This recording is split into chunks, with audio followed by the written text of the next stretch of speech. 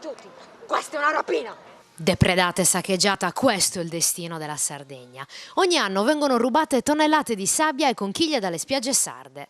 Trovate giusto che vengano raccolte conchiglie e sabbia per poi essere portate a casa come souvenir da turisti e anche da sardi stessi? Io dico sempre che quello che è del mare deve restare al mare, quello che è della terra deve restare per terra. No, non trovo giusto. Noi non tocchiamo niente. No, ma non è giusto, dai. Tutto qui. Perché non è giusto? Perché di questo paesaggio bisogna che rimanga qua. Magari nei negozietti ci sono se qualcuno le vuole da portare a casa. Small, very small shells here. I think it's not okay to steal shells from the sea. Se raccogliessero delle cose da un punto, no, penso venga spogliato da questo punto, quindi no? Una oggi, una domani, non è così? Pieno di gente ma nessuno ci dice nulla.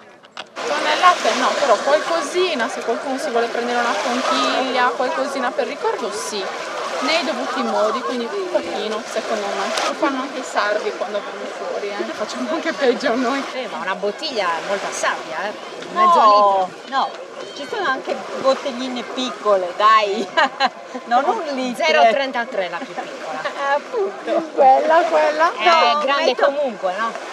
Wow, questa sabbia, spettacolo, spettacolo! I sardi chiedono l'intervento della regione, una legge che estenda le restrizioni e le sanzioni già previste nel codice della navigazione.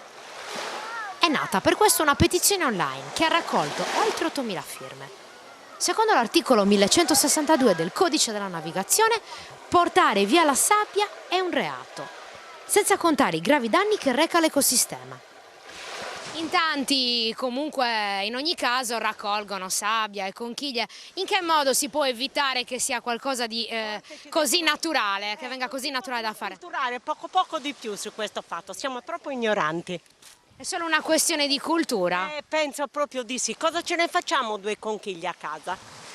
Non ci servono a niente, perché poi alla fine dici ma mi serve solo per ingombrare e le buttiamo anche. Maniere forti. Non penso che si possa evitare, si possono istruire le persone ma non si può evitare più di tanto.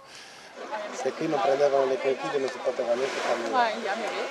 Quindi ci hanno fatto il corridoio, i turisti e i sardi che hanno preso le conchiglie. Noi dove le mettiamo alla fine le conchiglie? Le spazzano via, le buttano quando puliscono la spiaggia prima dell'inizio della stagione. Le conchiglie! Sul bagnasciuga, presto!